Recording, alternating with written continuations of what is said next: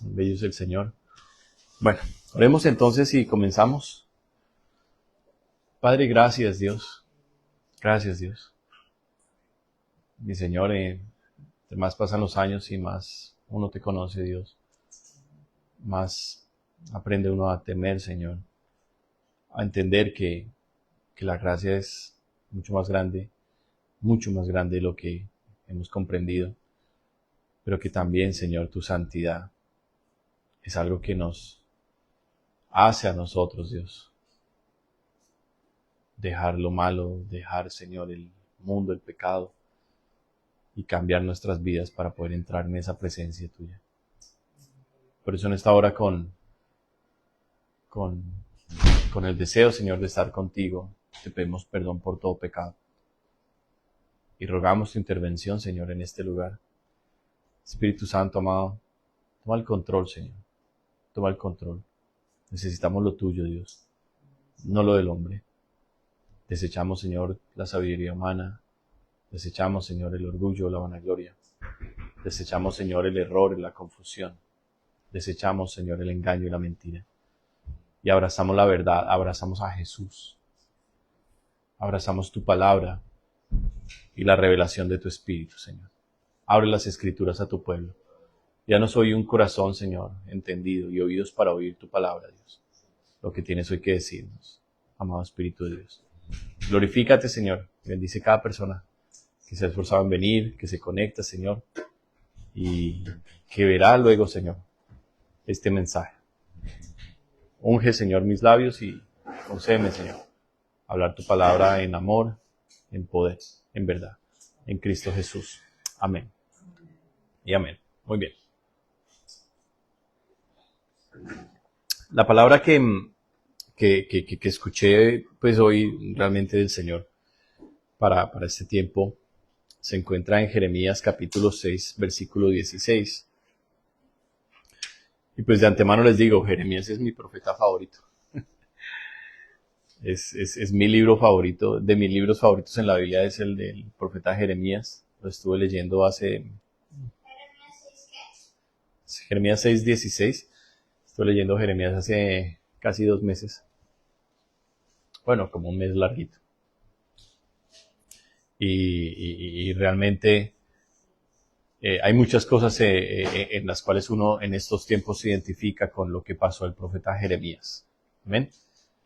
Jeremías predicó bajo el reinado de diferentes reyes, diferentes hombres en Judá. En Judá ya el reino de Israel había caído, ¿verdad? Ya había caído el reino de Israel. Pero Judá, básicamente Jerusalén, no entendió y no cambiaron su camino. Y siguieron provocando a Dios y provocando a Dios. Y Dios, como uno de sus actos finales de misericordia y de amor para esa generación, envió a Jeremías. Un mensaje totalmente claro, preciso, para que se arrepintieran, y si no les vendría el juicio. Y esta palabra que el Señor me pone, yo le pido a Dios que me conceda hoy poderla explicar bien, para que podamos hacer algo que en la teología se llama atravesar el puente de los principios, y es poder del Antiguo Testamento sacar los principios que Dios dejó y trasladarlos al tiempo de hoy del Nuevo Testamento, de la iglesia cristiana. Amén. Sabemos que no estamos bajo los 613 preceptos de la ley que Dios le dio a Moisés. Estamos bajo un pacto mejor, el pacto de la gracia, bajo la sangre, no de toros, de animales, sino de Cristo, y con mejores promesas que ellos. Sin embargo, en esos 613 preceptos, ordenanzas, mandamientos, hay principios, y principalmente los morales, que son los que más nosotros hoy necesitamos comprender. Pero vamos a trasladarnos hoy de eso, sacar y poder llevar hoy al Nuevo Testamento, a nosotros, a nuestra vida cristiana hoy, estos principios para poder comprender y tener luz para adelante. Amén. Para lo que viene hacia adelante. Entonces vamos a leer Jeremías 6, 16. y vamos a extendernos un poquito más. Así dijo Jehová, paraos en los caminos y mirad, y preguntad por las sendas antiguas, cuál será el buen camino, y andad por él, y hallaréis descanso para vuestra alma. ¿Cuántos dicen amén? Mas dijeron, no andaremos. Puse también sobre vosotros atalayas. ¿Quiénes son los atalayas hoy? Los pastores, los maestros bíblicos, maestros de escuelas dominicales, maestros de seminarios, evangelistas, profetas, apóstoles, siervos de Dios con la palabra de Dios. Esos son en los tiempos modernos. En aquel tiempo el señor atalaya se refería al que estaba vigilando en una torre alta, con una voz, con una trompeta para anunciar el peligro. Dice, puse sobre vosotros atalayas que dijesen, escuchad al sonido de la trompeta. ¿Qué indicaba el sonido de la trompeta en ese tiempo? Claro, había avisos importantes, que una atalaya tocara la trompeta podía dar la advertencia de que venía una invasión, de que venían enemigos y que tenían que prepararse para la guerra. Era principalmente eso. Principalmente eso era lo que hacía la atalaya con la trompeta. A pesar de que también tenían otras funciones. Habían atalayas que tocaban la trompeta o el shofar, y en la siguiente torre escuchaban y tocaban el shofar, y así de torre en torre, de ciudad en ciudad, se escuchaba la trompeta por toda la nación para una convocación, para una celebración especial dentro de las fechas que Dios dejó a su pueblo en Levítico 23, las fiestas del Señor. Entonces había más funciones, pero la palabra aquí que más Jeremías está enfatizando en cuanto a la atalaya y la trompeta era anunciando los peligros. Dice, escuchad al sonido, para que, voy a leer otra vez, puse también sobre vosotros atalayas que dijesen, escuchad al sonido de la trompeta, y dijeron ellos, no escucharemos. Tremendo, ¿no? Por tanto, oíd naciones y entended, oh congregación, lo que sucederá. Pare ahí. Entienda que Dios le está dando esta palabra ¿a quién? A Jeremías, para que se la hable ¿a quién? Al pueblo. Pero el juicio, la trompeta, no venía solamente sobre el pueblo, sino, ¿sí escucharon? Dios no solamente va a juzgar al pueblo, sino a las naciones. Y es importante que nosotros también ahí vayamos aprendiendo de esos principios. El apóstol Pedro dijo que si el juicio de Dios viene, es necesario que empiece por la casa de Dios y luego por las naciones. Es importante que nosotros entendamos eso. Cuando Dios juzga al pueblo de Dios y a las naciones. Muy bien. Entonces dice, versículo 19, oye tierra, he aquí yo traigo mal sobre este pueblo, el fruto de sus pensamientos, porque no escucharon mis palabras y aborrecieron mi ley. ¿Para qué a mí este incienso de Sabá y la buena caña olorosa de tierra lejana? Vuestros holocaustos no son aceptables, ni vuestros sacrificios me agradan. Esa última parte vamos a explicar también y vamos a entrar al mensaje, pero vamos explicando cada pedacito para que no quede nada por ahí suelto. El Señor está diciendo en el versículo 9, escuchen tierra, voy a juzgarlos. Va a juzgar al pueblo y la tierra sobre la cual está ese pueblo. Y cuando habla del fruto de la tierra, está hablando de escasez, ¿verdad? Juicio sobre la tierra, escasez. Pero está diciendo Dios aquí también, está diciendo el Señor,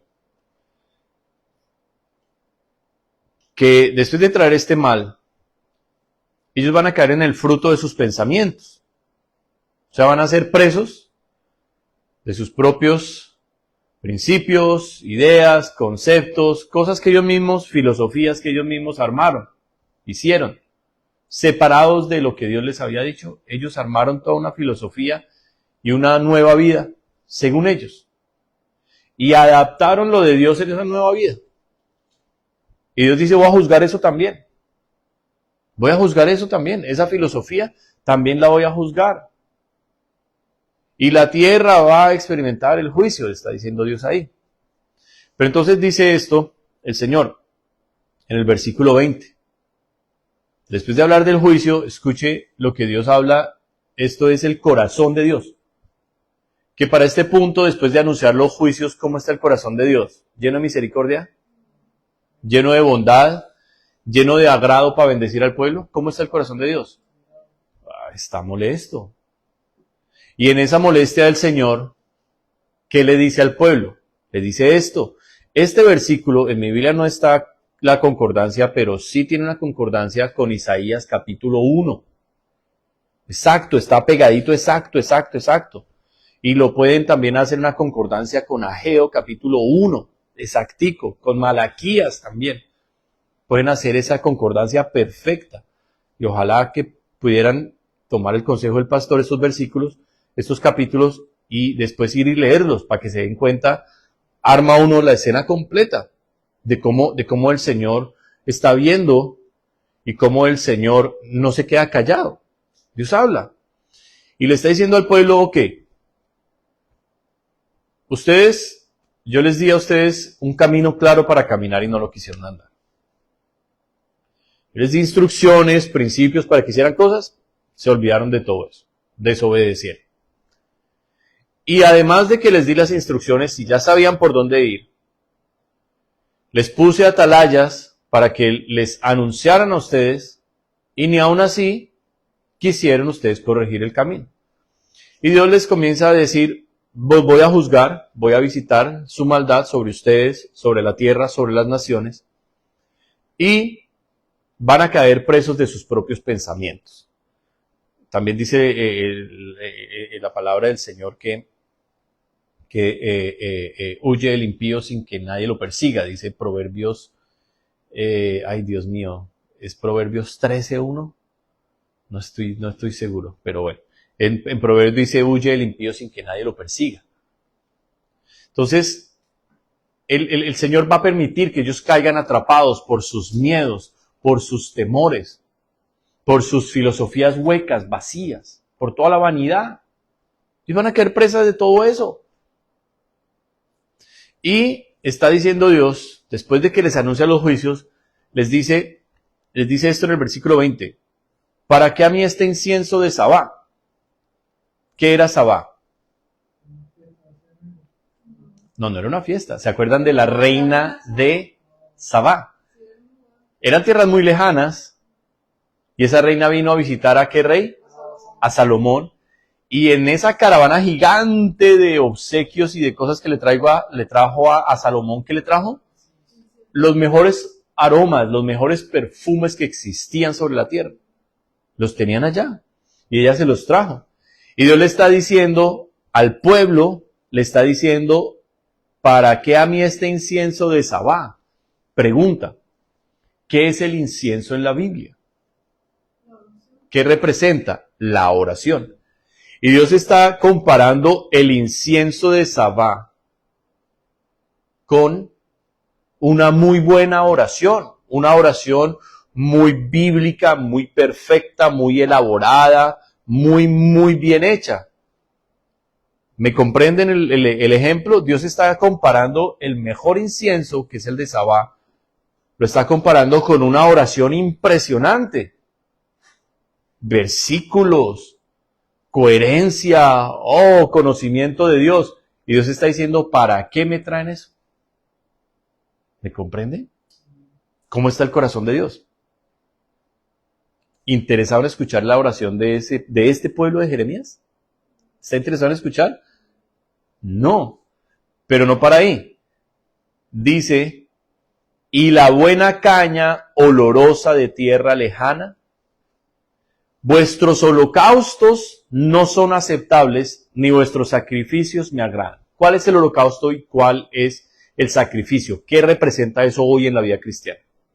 Si el incienso representa la oración, los holocaustos, o sea, los animalitos que se sacrificaban, los corderos y las vacas que se consagraban para perdón de pecados, para votos, para ofrendas voluntarias, ¿qué representa eso en la vida cristiana hoy? No. Tenemos que ir al tabernáculo, a lo que esto representa hoy en la vida cristiana. No, el sacrificio, ¿cuál es? Hebreos capítulo 13. o es 12, déjenme ya lo rectifico acá.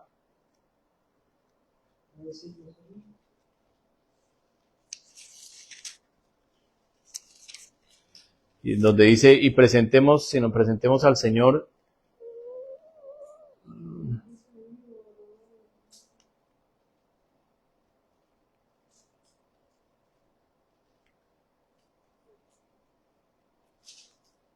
Donde dice fruto de labios que alaban su nombre. Aquí está, 13, 14, 15. Hebreos 13, 15. Dice, así que ofrezcamos siempre a Dios por medio de él sacrificio de alabanza, es decir, fruto de labios que confiesan su nombre. Y en Hebreos también capítulo 10, antes, en donde está haciendo la oración el Señor, en donde dice sacrificio y ofrenda y holocausto por el pecado no te agradaron, entonces dije aquí que vengo Dios para hacer tu voluntad. Entonces, ¿qué representa los animalitos que representaban y que hoy en la vida cristiana, los sacrificios, las ofrendas, qué le representaban a Dios? La alabanza. Las ofrendas, lo que ustedes hoy le dan al pastor, el diezmo, las primicias, todo eso que es algo que yo entrego voluntariamente a Dios. Dios aquí en Jeremías 6 está diciendo, vuestros holocaustos no son aceptables, holocaustos en cuanto a todo el sistema sacrificial para perdón de pecados, y dice, ni vuestros sacrificios me agradan. O sea, Dios está diciendo aquí en resumidas cuentas. Compara el incienso de Sabá, compara las cañas olorosas de tierras lejanas con la oración y dice, no me importa cuánto estén orando, no me importa qué tan bien ustedes oren, qué tan bíblico sea su oración, yo no los quiero escuchar. Y está diciendo, ustedes vienen a que yo los perdone con estos holocaustos y siguiendo los rituales de la ley. No hay perdón para ustedes. Y creen que con los animales que traen para ofrecerme sacrificios, alabanzas, y que yo me sienta honrado, creen que con eso van a ganar mi agrado. No lo van a ganar. Entonces, lo que estamos encontrando aquí en la palabra de Dios es una advertencia tremendamente importante que en tiempos de Isaías se cumplieron, nena, se cumplieron, Melanie.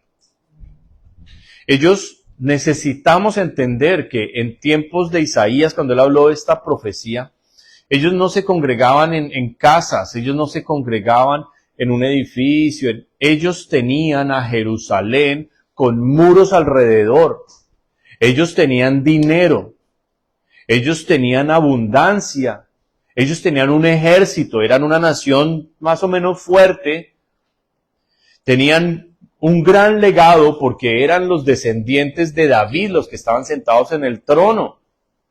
Sí, eran descendientes del rey David, tenían el arca del pacto. ¿Sabes cuál es el arca del pacto? La que el amigo de David, Urías, tocó cuando los bueyes la trasladaban y cayó muerto. Ellos tenían el arca. Usa, tocó y cayó muerto. Ellos tenían el arca, ellos tenían la menorá, la lámpara de siete cabezas en oro puro, ellos tenían el altar del incienso, ellos tenían el templo que Salomón edificó y que Jehová llenó con su gloria. En otras palabras, Salomón terminó de construir el templo y cuando fue a dedicarlo no pudo entrar. Los sacerdotes no pudieron entrar porque la gloria de Dios, la Shekinah de Dios, descendió y llenó el lugar y tuvieron que retroceder llenos de miedo. Ellos están ahí. Y es en ese lugar donde Dios le está hablando a Jeremías esa palabra para el pueblo que está ahí. Y Dios les está diciendo, en otras palabras, les está diciendo, todo esto no es nada porque ustedes no han querido arreglar su camino. Y les habla de algo que es la palabra que se me puso hoy para enseñar las sendas antiguas. Las sendas antiguas. Entonces, este mensaje tendría como un título Regresar a las sendas antiguas, y un subtítulo sería La americanización de la iglesia. La americanización de la iglesia. Y les quiero entonces explicar. ¿Hay alguna duda sobre el contexto de Jeremías? ¿Hay alguna duda de esta palabra aquí, ya en este contexto explicada? No hay dudas, no hay preguntas, quedó claro. Quedó claro. Muy bien.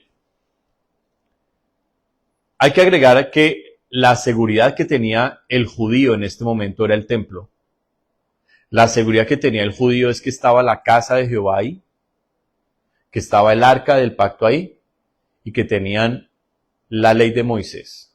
O sea, los cultos de los sacrificios y todo. Esa era la seguridad de ellos. Y que eran el pueblo escogido de Dios.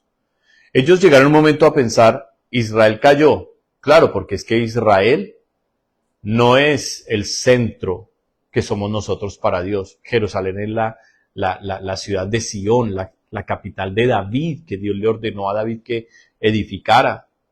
El templo tiene las dimensiones y las instrucciones que Dios le dio a David y que David le entregó a Salomón su hijo para que hiciera. Esa era la convicción y la seguridad de ellos. Pero ahora vamos a pasar el puente de los principios y nos vamos a trasladar de la época de Jeremías a hoy, Canadá 2025. Colombia, porque pues también estamos ahí conectados con la iglesia de Colombia, la iglesia de Neiva, la iglesia de Bogotá y pues en todos los lugares que nos estén acompañando. Vamos a trasladar hoy al 2025, de Jeremías al 2025. Vamos a atravesar ese puente de los principios y vamos entonces a ver qué nos quiere hablar Dios. Cuando el Señor le está diciendo a Jeremías, le está diciendo, cuando ustedes estén parados en los caminos, y no dice el camino, sino los caminos, les dicen pregunten por las sendas antiguas. Y eso me lleva a mí a una palabra que está en el libro de Proverbios que dice, hay caminos que al hombre le parece recto, pero su fin es camino de muerte. Hay camino que al hombre le parece recto, pero su fin es camino de muerte. Y no estoy seguro, me confirmas si está en Proverbios 14:12, no estoy seguro. Proverbios 14:12, muy bien. Buena, pastora. Entonces, Dios está hablando de los caminos que tiene Israel en ese momento. Ellos pueden seguir el destino de Israel, seguir adorando ídolos, a los ídolos de las naciones que los de las naciones vecinas. Ellos podían seguir diciendo que adoraban a Dios, pero también con imágenes, que también Jeremías lo circundantes. Ok. Y ellos podían seguir jugando con Dios. Esa era una opción. Y de hecho fue la opción que tomaron. Por eso terminaron destruidos. Ellos podían seguir convencidos de que Dios seguía aceptando el sistema sacrificial de la ley. Podían seguir trayendo los sacrificios, que de hecho fueron de las primeras profecías que Dios le dio a Jeremías cuando en pleno templo lo levantó a condenar la actitud hipócrita de los príncipes de Israel, de los sacerdotes, y casi desde el principio le cuesta la vida al pobre Jeremías. Entonces, ellos tenían la opción de poder continuar con ese camino jugando con Dios. Ellos también tenían la opción de escuchar a Jeremías, entender que era realmente un hombre de Dios y arrepentirse y decir, no, realmente hemos hecho lo que Jeremías está denunciando, realmente es verdad, vamos a dejarlo de hacer y vamos a reconciliarnos con Dios. Esa era la opción que ¿quién quería? Dios. Esa era la opción que Dios quería. Y tenían otras diferentes alternativas delante de ellos. Diferentes alternativas. Básicamente yo veo dos caminos claros ahí. Esos son los dos caminos que yo veo en ese momento. Pero Dios le dice, en medio de que ustedes no saben hacia dónde ir, paren, deténganse y pregunten por las sendas antiguas. Cuando el Señor habla de las sendas antiguas aquí en este contexto, lo que Dios les está queriendo decir a ellos es una palabra muy sencilla, es vuelvan, regresen a mí. Regresen a mí. ¿A dónde, Señor? Regresen al camino que un día tomó mi siervo y amigo Abraham. Sin templo, sin nación, sin murallas ni ciudad donde habitar, porque habitó en tiendas, pero caminó conmigo. Regresen ahí. Regresen al origen de ustedes mismos, que son los judíos, regresen a su origen, en donde lo único que necesitan es escuchar mi voz y obedecerme. Regresen ahí. Dios les dice, regresen a la fe que tuvo Isaac, que tuvo Jacob. Regresen a la integridad y fidelidad que tuvo José en Egipto, en tierra extraña, como extranjero, pero fue fiel y fue sustentado, prosperado por Dios. Dios les está diciendo, en otras palabras, en la senda antigua, como que les dijera, vuelvan a la Biblia y miren lo que desde el comienzo he hecho con ustedes y tomen eso como ejemplo y háganlo. Pareciera que eso es lo que Dios les está diciendo. En otras palabras, Dios les está diciendo a ellos, pregunten por las sendas antiguas. ¿Y qué pasa si Dios les dice, pregunten? ¿Qué va a pasar si ellos preguntan? ¿Se van a quedar sin respuesta? Van a tener respuesta, o sea, van a saber cuál camino deben coger. Pero además de eso, Dios dice, no solamente les doy la opción de que pregunten y puedan realmente encontrar respuestas hacia dónde dirigirse, sino que Dios dice, también van a haber atalayas puestos que les van a avisar hacia dónde deben ir. Atalayas que les van a guiar, a indicar, a advertir. O sea, Dios les está diciendo en otras palabras, no hay excusa para ustedes porque tienen todo lo que necesitan para seguir por el camino que siguieron desde el comienzo. Los míos, dice Dios ahí. Los míos, las sendas antiguas, trazadas por ¿quiénes? Por los patriarcas, Abraham, Isaac, Jacob, José, por Moisés, por los profetas, por los jueces, como Josué, Caleb, Otoniel, y volver al amor, a la pasión, a la fe de un David, de un Samuel. Volver, les está diciendo Dios. Volver. Entonces, explicamos suficientemente bien las sendas antiguas y el contexto de Jeremías para poder ahora venirnos a la iglesia cristiana. Vamos a la iglesia cristiana. ¿Qué es la iglesia cristiana hoy, 2025? Hoy, 2025, ¿qué es la iglesia cristiana? Bueno, la iglesia cristiana hispana, tiene básicamente un origen, no en el catolicismo. El catolicismo es básicamente la religión romana que llegó a América con la espada, en donde forzaron a los indígenas que sobrevivieron, porque hubo demasiada sangre derramada. A los indígenas que sobrevivieron, los españoles, portugueses y algunos ingleses también, les impusieron la religión que ellos trajeron, el catolicismo. Y sabemos que el catolicismo no es cristianismo. El catolicismo es marianismo y es politeísmo. Ellos dicen que tienen solo un Dios, pero a cada santo que se le reza le dan un poder como de si fuera una pequeña deidad. Algo que hacen también, ¿saben qué religión hace eso? Bueno, hay varias religiones que hacen eso.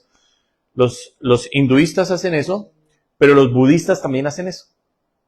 son religiones politeístas, que depositan su confianza en diferentes personas aparte de Dios. No solamente en Dios, sino que se apoyan en otros, politeístas. Y aquí a América, a nuestros antepasados, les llega eso. Les llega la mezcla del cristianismo del Nuevo Testamento con la mitología romana. En donde hay evidencias en Roma, donde la estatua de Pedro es originalmente la estatua de Júpiter o de Mercurio, no recuerdo exactamente en este nombre, uno de los dos. Pero ahí está, es la misma estatua. Entonces lo que hubo en Roma cuando el imperio de Constantino en el siglo IV toma el cristianismo como iglesia, como religión oficial del imperio, pasa la mitología romana y ahora trae el cristianismo. Lo que comienza es parte de las creencias de los apóstoles, parte de las creencias de la iglesia primitiva, solo una parte se le empieza a echar y a echar lo de Roma y lo de otras culturas.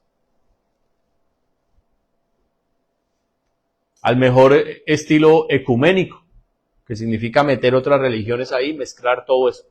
Y toda esa mezcla de supuestamente Biblia, con costumbres, con órdenes de hombres, con dogmas, con mitos, con filosofías de los papas, todo eso es lo que ustedes y yo heredamos en América. Eso fue lo que heredamos. Y nos bautizaron de niños, y sabíamos que en la Semana Santa, el miércoles de ceniza, teníamos las santas cruz aquí de las cenizas, que las cenizas las sacaban de los ramos que habíamos ofrecido el domingo de Ramos, del año pasado, supuestamente, yo no sé. O sea, una cantidad de cosas. Yo sé que junto a esas tradiciones uno se llevaba, a la Semana Santa uno se llevaba la mata de sábila, el ramo para que se lo bendijeran, y en la casa había una mata de sábila ahí colgando, adentro, y había el ramito que le habían bendecido a uno, estaba también detrás de la puerta, porque eso era para bendecir la casa. Y sabía que la Biblia tenía que estar abierta en el libro de los Salmos, así en la sala o en un corredor, en algún lado tenía que estarla, y que siempre esas páginas estaban completamente amarillas, porque les había quedado el polvo, todo, y el resto era blanco nuevecito, porque nunca se leía nada de la Biblia. Entonces nosotros heredamos eso. Eso fue lo que nosotros heredamos. Pero en este último siglo comenzó una explosión de evangelismo hacia América con misioneros que desde mucho antes, pero un ejemplo para que tengan idea de cómo fue el avance misionero en América. Hay una película muy famosa que se llama El fin de la lanza. El fin de la lanza. Y es la historia de Jimmy Elliot con otros misioneros americanos que se fueron en su avioncito, iban sobre las selvas del Ecuador a básicamente evangelizar a una de las tribus. Habían varias tribus que nunca habían tenido contacto con la sociedad normal, y ellos querían ganarse esas tribus para Cristo. Entonces nosotros recibimos el evangelismo de básicamente muchos misioneros americanos. Y esos misioneros americanos venían principalmente de iglesias bautistas. La iglesia bautista era lo más predominante en el evangelio norteamericano. Claro, también habían metodistas, también habían luteranos, que era pues parte de la iglesia de Alemania que fundó Martín Lutero. También habían, ¿qué otra más se me olvidan? Metodistas, luteranos, anglicanos básicamente no llegaron allá, muchos. Pero ese fue el evangelismo que nosotros recibimos. Y las primeras iglesias cristianas que se levantaron especialmente en América, Centroamérica y Suramérica fueron iglesias bautistas. De las primeras que se comenzó a levantar sobre, por ejemplo, Colombia, que es de donde yo más conozco, fueron las primeras iglesias bautistas. Y entonces en cada pueblito había primera iglesia bautista del pueblito. Primera iglesia. Y no eran muchas, eran muy pocas. Y el evangélico era tremendamente perseguido por la iglesia católica. Los sacerdotes y las monjas se armaban para ir a matar a los cristianos que encontraban en los pueblos. Los mataban. Mataban pastores, mataban evangelistas. El cura y las monjas. Entonces nosotros recibimos en nuestro hemisferio, recibimos mucho del evangelio bautista, mucho de la doctrina bautista, y eso fue como las raíces. Sin embargo, Dios levantó para los años 50, 60, levantó a un gran hombre de Dios en Puerto Rico llamado Gigi Ávila. Y ese tremendo evangelista, que era un evangelista lleno de fuego, lleno de poder, lleno de señales que Dios le dio, muchos milagros, ese hombre comenzó a levantar una nueva corriente en el cristianismo hispano. ¿Y cuál fue la corriente que él levantó? Pues el pentecostalismo, la iglesia evangélica pentecostal, ¿verdad?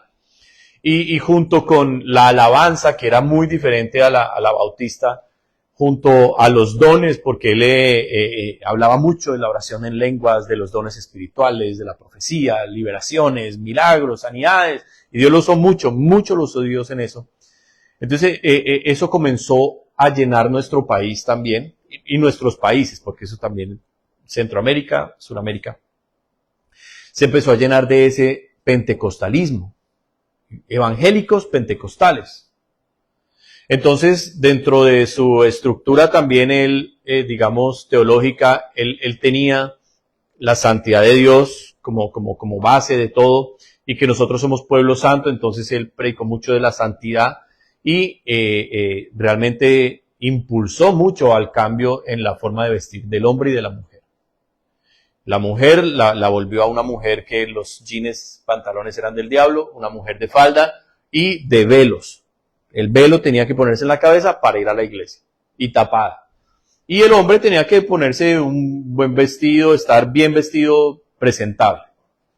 Entonces, él comenzó a promover mucho ese modelo, y para los años 70, 80 en nuestros países, ese modelo prevaleció. Entonces teníamos una iglesia bautista principalmente, que son bastante conservadores, corbatas y todo. Y tenemos una iglesia evangélica pentecostal, donde las mujeres y los hombres se preocupan mucho por la apariencia. Muchísimo. Pero ¿qué pasa? Que la iglesia en Estados Unidos siguió evolucionando. El cristianismo, y hay que aclarar que a Estados Unidos no llegó el catolicismo como llegó a nuestros países. Estados Unidos fue fundado, los pioneros en Estados Unidos, los fundadores en Estados Unidos, eran protestantes que habían escapado principalmente de la persecución en Europa a los cristianos y se vinieron para Norteamérica. Entonces, obviamente los ingleses que llegaron aquí a Norteamérica traían el anglicanismo, principalmente el anglicanismo. ¿Qué es el anglicanismo? Pues hombre, el anglicanismo es el catolicismo inglés. Así de fácil. Así de fácil. Dentro de la Reforma Protestante, con Martín Lutero, se dio también una pelea entre el rey, ay Dios mío, se me olvidó el nombre del rey, que se peleó con el Papa de turno. Entonces dijo, no me casa con mi prima, pues entonces voy a montar mi propia religión, y estableció el anglicanismo. Pero es básicamente el mismo, la fotocopia del catolicismo, la fotocopia. Entonces, a Estados Unidos llega eso, pero llega mucho pionero, llegan muchos hombres con amor, con sed, con hambre de Dios, que no tienen como base lo pentecostal, o sea, el fuego, pero tienen una pasión por Dios, por las escrituras, por el evangelismo. Entonces eso funda Norteamérica. Sin embargo, en Norteamérica, en el año 1904, en California, Azusa Street, vive un avivamiento, una de las mayores visitaciones de Dios en los últimos tiempos, y utiliza a un hombre llamado William Seymour, que era un hombre negro de color. Él era un hombre negro que había sido soldado del ejército y había perdido uno de sus ojos. Y este hombre, sin tener el bautismo del Espíritu Santo, él comienza a predicar el bautismo del Espíritu Santo. Y el bautismo del Espíritu Santo, el bautismo. Y él no lo tenía. Pero él comienza a decir, es que las Escrituras dicen, y Pablo dice que debemos orar en lenguas. Él mismo no había sido bautizado, pero él comienza a enseñarlo, y al tiempo de que, obviamente, las iglesias que son básicamente muy cuadriculadas, porque son bautistas, metodistas, presbiterianas, no lo había mencionado tampoco, son muy cuadriculadas, lo empiezan a expulsar. El hombre ora y ora y ora, Dios lo bautiza con el Espíritu Santo, y ahora con el bautismo del Espíritu Santo, con más ganas, empieza a hablar sobre el bautismo del Espíritu Santo. Se encierran en tiempos de oración de 5 horas, 6 horas, 7 horas, y ore, y en medio de esa oración, Dios envía el Espíritu Santo en una casa ubicada en Azusa Street, Los Ángeles, California, y viene el avivamiento de Azusa Street, año 1904. ¿Qué trajo ese avivamiento? Trajo el pentecostalismo moderno. Trajo un cambio en la alabanza, una alabanza más jovial, más movida, más libertad para el Espíritu Santo, una libertad real para el Espíritu Santo, demostración de dones. Entonces trae toda la parte carismática de la iglesia. Carisma viene de don. Entonces viene toda esa parte carismática de la iglesia, de dones, de fuego, de alabanza diferente. Y la iglesia americana comienza a crecer también con ese pentecostalismo, con ese movimiento carismático fuerte. Pero les estoy hablando de 1904. La iglesia americana comienza a transformarse, a transformarse, a transformarse. Y encontramos para los años 60, comenzamos a encontrar aún grandes hombres de Dios, en los 40, en los 50, en los 40, grandes hombres de Dios usados en lo que ellos denominaban carpas de avivamiento, que eran como coger unas carpitas de circo, llamaban a la gente ahí esas carpitas, y estos evangelistas muy usados por Dios, ahí ellos impartían dones, había bautismos del Espíritu Santo, conversiones por montones. Entonces el evangelio en Estados Unidos sigue con su parte rígida, formal del bautismo, sobre todo los bautistas, pero también el pentecostalismo y la parte carismática crece, hasta que Dios levanta a un hombre, gran evangelista, revolucionario en Estados Unidos, llamado Billy Graham. Billy Graham no fue un hombre de dones, de sanidades, pero el poder que Dios le dio en la palabra traía multitudes. Pero al tiempo con Billy Graham hubo otros hombres en el área carismática muy usados también, muy usados por Dios. Entonces, la iglesia cristiana en Estados Unidos sigue esa estructura rígida, firme de los bautistas, pero la parte carismática comienza a tener progresión. En los años 50 comienza una mentira muy grande llamada el Evangelio de la Prosperidad. Y el reino hoy, aquí está el reino. Y bueno, desastre que se fue poco a poco infiltrando en la iglesia. Fue penetrando estas mentiras a la iglesia y fue corrompiendo la sana doctrina. Sin embargo, cuando la nación cae en todo este movimiento hippie, ya para los años 60, 70, que cae todo este movimiento hippie, que viene una caída en la moral de Estados Unidos, un deterioramiento terrible de la sociedad, Dios levanta algo llamado el Jesus Revolution. Y en el Jesus Revolution, Dios convierte a muchos de esos hippies al evangelio. Y muchos de esos hippies convertidos comienzan a montar iglesias por todo Estados Unidos. ¿Qué pasa con la iglesia tradicional y conocida de Estados Unidos? Que comienza a romper su formato conservador, que comienza a romper su formato así como tan rígido, y comienzan a mezclar diferentes cosas, escritura, pero también dones del Espíritu y tendencias. Y hubo hombres que se conservaron en el Evangelio muy firmes, como un gran hombre de Dios también llamado Morris Cerullo, gran hombre de Dios, que murió hace unos años. Y Dios también levantó, a pesar de que están en otros países, influyeron mucho en el Evangelio en Estados Unidos, hombres como Reinhard Bonnke también, gran hombre de Dios. Y así levantó otros que mantuvieron la parte profética y conservadora y moral de la iglesia muy sana, como David Wilkerson. David Wilkerson. Pero ¿qué pasa? David Wilkerson fue el Jeremías de su época. Años 70, años 80, años 90, años 2000. David Wilkerson es el Jeremías que está denunciando cosas muy parecidas a las que escuchamos acá. Y está denunciando el evangelio de la prosperidad, y está denunciando la risa santa, y está denunciando los aullidos santos, y está denunciando todo este mover falso, estos falsos avivamientos, los denuncia.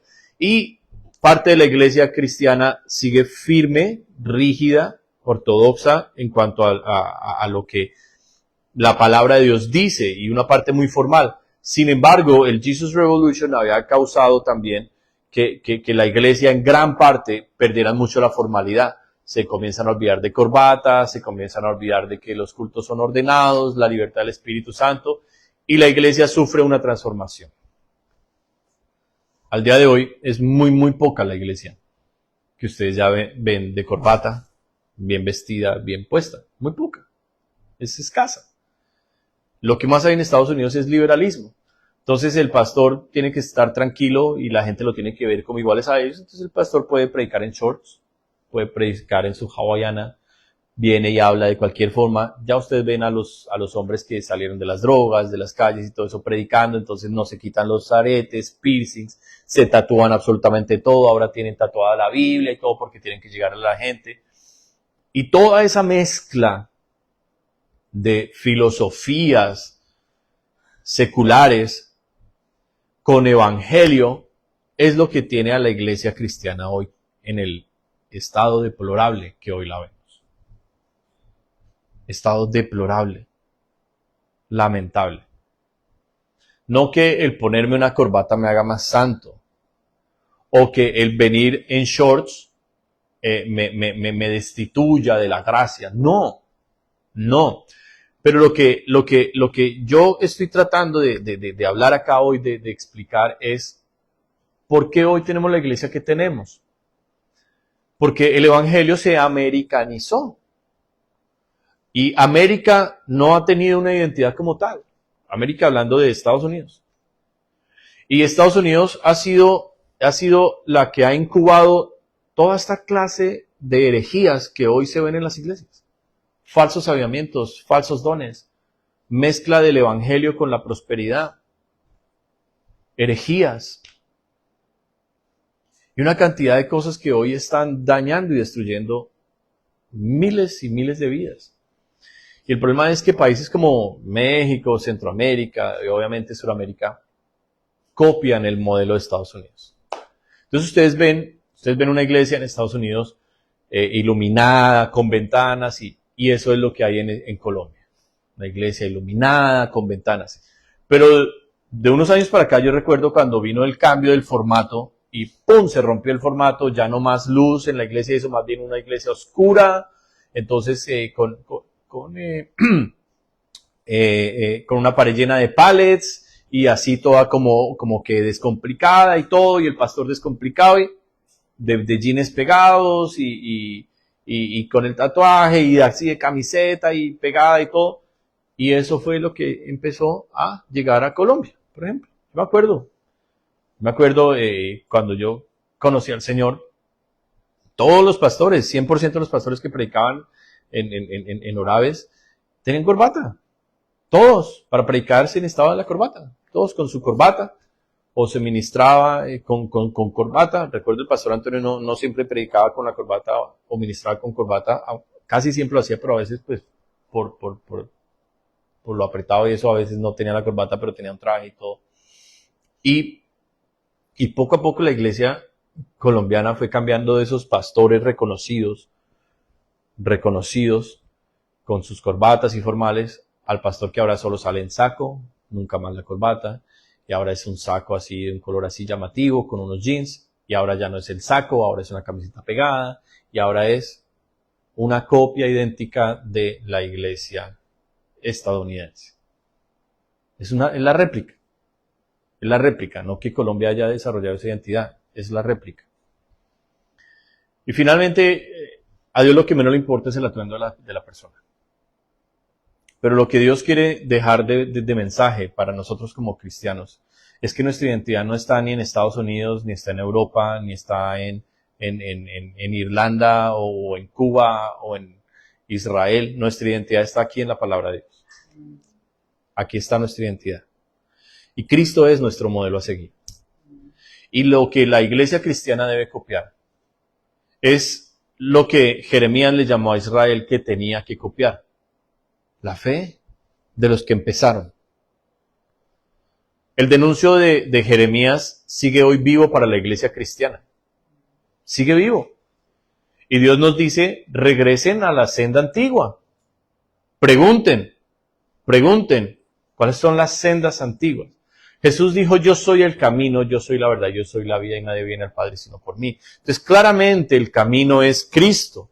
Claramente el modelo de Juan, Tomás, Jacobo, Felipe, Simón, Mateo, Pedro, claramente Santiago, claramente el modelo de ellos fue Jesús. Eso está claro, lo vemos en las cartas, lo vemos en los evangelios. El modelo de la iglesia primitiva no fue otro distinto al que el Espíritu de Jesús, o sea, el Espíritu Santo, les marcó a ellos. Y es el modelo que el Señor quiere, al cual Dios quiere que regresemos nosotros. Al modelo de las Escrituras. De no traer el mundo a la iglesia. Pastor, dígame un ejemplo del mundo en la iglesia. La Navidad. La Navidad es un ejemplo claro de algo terrible en la iglesia. El altar, el trono, bueno, todas las cosas. Otro ejemplo del mundo en la iglesia, la alabanza. ¿Por qué tenemos que americanizar la alabanza? ¿Por qué tenemos que hacer la alabanza más rock como la iglesia americana? ¿Por qué tenemos que adoptar ritmos y formas y luces y coreografías y estándares que fueron dados por una iglesia corrupta de Estados Unidos y que el resto en Latinoamérica lo ha copiado? ¿Por qué nosotros tenemos que copiar eso? Cuando la alabanza que Dios nos pide ni siquiera es una alabanza sofisticada y compleja, es una alabanza de corazón, fruto de labios que honran su nombre. Alabanza. Pablo y Silas en la cárcel cantando cánticos espirituales y salmos, sin instrumentos ni nada. No me estoy deshaciendo de los instrumentos, no. Pero estoy diciendo, cuando nosotros decidamos regresar a lo básico de Dios, tenemos que regresar a las cosas del Espíritu, no de la carne, no de los ojos.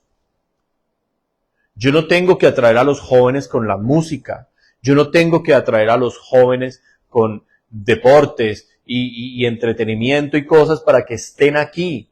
A mí de nada me sirve que este lugar esté lleno de jóvenes si no están aquí por Dios, si no van a recibir el Evangelio.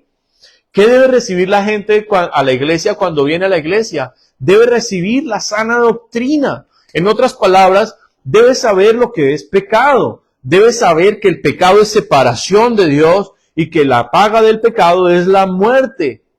Romanos 6:23. La gente que viene a la iglesia debe ser reprendida por la palabra de Dios. El esposo debe aprender a amar a su esposa como Cristo amó a la iglesia. La mujer debe aprender a respetar al marido como la iglesia respeta a Cristo. Los hijos deben vivir en honra en amor, en gratitud, en servicio hacia sus padres. Y la iglesia debe ser la sal de la tierra, la luz del mundo. La iglesia tiene que impactar su comunidad. Eso es lo que se debe hablar en la iglesia. Se deben hablar los atributos de Dios. Se deben atacar las herejías. Se deben atacar las mentiras. Se debe denunciar lo que el mundo está tratando de infiltrar en la iglesia y que la iglesia está dándole la bienvenida. Eso se debe denunciar. Y nosotros tenemos que buscar la santidad, pero la santidad del corazón. En otras palabras, un corazón limpio para Dios. En querer nosotros vivir por esto, escudriñar las Escrituras.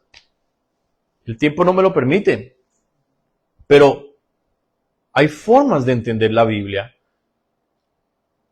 La pregunta es, ¿el pueblo quiere entender la Biblia? Yo sé que ustedes dicen amén, pero yo les voy a decir mi experiencia como pastor de 13 años ya, como pastor. Les voy a decir mi experiencia. La mayoría de la gente no quiere entender la Biblia. La mayoría de gente quiere venir a la iglesia porque fue lo que aprendió. Es lo que debe hacer, venir a la iglesia, escuchar un mensaje, o que lo alegre, o que lo confronte, o que lo confirme, o que simplemente un mensaje X, cumplir con eso y salir a seguir viendo su vida para ellos mismos. Sin buscar el propósito que Dios tiene con ellos en esta tierra. Simplemente siguiendo sus propios corazones. Y nosotros como iglesia cristiana estamos llamados a hacer la diferencia. Eso fue lo que hizo la iglesia primitiva, eso fue lo que hizo Jesús con los fariseos, con los saduceos. Los denunció. Les dijo, no es esto, no es esta ignorancia de Dios. No son todos estos rituales y mandamientos de hombres. Lo que Dios quiere es el corazón de ustedes. Lo que Dios quiere es que lo conozcan y que practiquen la misericordia, que practiquen la liberalidad, que practiquen realmente la compasión, que experimenten la vida eterna aquí en la tierra y que cada uno de nosotros podamos ser un modelo de Jesús. Y en ese esfuerzo nosotros tenemos que continuar. Es la palabra que el Señor me puso para el día de hoy. Les doy para terminar versículos que ojalá los puedan leer. ¿Cómo se hace esto? Hay algo que Dios nos dejó para el camino y se llama una lámpara. Una lámpara para poder alumbrar el camino. Y esa lámpara es la Biblia. En Salmo 119, 105 dice, lámpara es a mis pies tu palabra y lumbrera a mi camino. Tenemos que regresar a la palabra de Dios como pastor, con una lectura mayor, más gruesa. Yo voy a empezar una serie de enseñanzas de cómo está escrita la Biblia, cómo está compuesta la Biblia, cómo comprender mejor la Biblia y a darles métodos que la hermenéutica, por ejemplo, nos enseña de entendimiento bíblico y cómo saber nosotros sacar principios y sabernos ubicar en contextos y poder realmente entender lo que el texto me está queriendo a mí hablar. Entonces, volver a la Biblia significa una lectura disciplinada y ordenada. Significa libretas. Significa venir yo acá preparado a aprender. No solamente escuchar, sino venir preparado a que Dios me va a alimentar y Dios me va a dar lo que necesito para yo salir allá a hacer mi trabajo. Porque para los que realmente hemos creído en Cristo, para cada uno de nosotros hay un llamado. Para los que realmente hemos creído en Cristo, hay un llamado. Hay una función dentro del cuerpo de Cristo. Y esa función la voy a descubrir principalmente con mi disciplina con Dios, principalmente aquí en la palabra. Yo les aseguro que si ustedes no saben hoy qué van a hacer en Dios, les aseguro que leyendo la palabra de Dios con amor, con pasión, con diligencia, la misma Biblia les va a decir, este es su llamado, este es usted, porque para eso Dios nos la dejó. Miren qué lindo esta parte, les dejo estos versículos para que los puedan ustedes meditar. Salmo 119 es uno de los regalos más lindos que hay en los salmos. Y ese salmo se le atribuye al sacerdote y escriba Esdras. Y ese salmo es la exaltación de la palabra de Dios. Yo solo les voy a leer unos versículos y con esto voy a cerrar. Dice el versículo 97, oh cuánto amo yo tu ley, todo el día ella es mi meditación. ¿Qué sucede en nuestra vida cuando la Biblia es nuestra meditación? Suceden muchas cosas. Se va el afán, se va la ansiedad, se va la incredulidad, se va la tristeza, se va la duda, se va la zozobra, se va el miedo, porque estoy meditando en las palabras del Dios Todopoderoso que me dice, yo lo amo, yo estoy con usted, yo lo saco de esto. Y uno comienza a desarrollar un amor por esas promesas. Es un ancla impresionante que no lo deja a uno salir y perderse. Y eso lo halla uno cuando tiene una disciplina, no solamente de lectura, sino de meditar en lo que leí, en lo que escuché en la predicación, en todo eso. Salmos 119, versículo 114. Mi escondedero y mi escudo eres tú, en tu palabra he esperado. 116. Susténtame conforme a tu palabra y viviré. No quede yo avergonzado de mi esperanza. 117. Sosténme y seré salvo, y me regocijaré siempre en tus estatutos. 119. Como escorias hiciste consumir a todos los impíos de la tierra, por tanto yo he amado tus testimonios. Y pudiéramos seguir leyendo y leyendo y leyendo. Yo aquí saqué muchos, pero termino con este 160, un versículo que el pastor Antonio ha hablado varias veces y nos lo ha explicado. La suma de tu palabra es verdad, y eterno es todo juicio de tu justicia. La suma de tu palabra es verdad. Ese versículo va a ser para ustedes un escudo en contra de las herejías, en contra de las blasfemias, en contra de las falsas doctrinas. ¿Por qué? Porque van a entender que con un versículo nomás no pueden venir a ustedes a decirles algo, sino que la suma de toda la palabra, ese versículo está en un contexto y tiene otros versículos que lo apoyan y le dan fuerza a esa doctrina. La suma de la palabra de Dios. Pero todo esto para decirles, Dios nos está llamando a su palabra,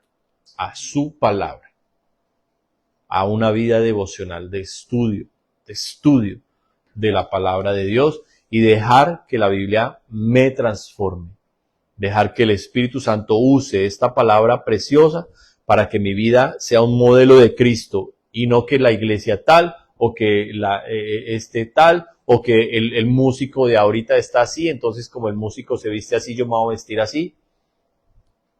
La palabra del Señor. Amén.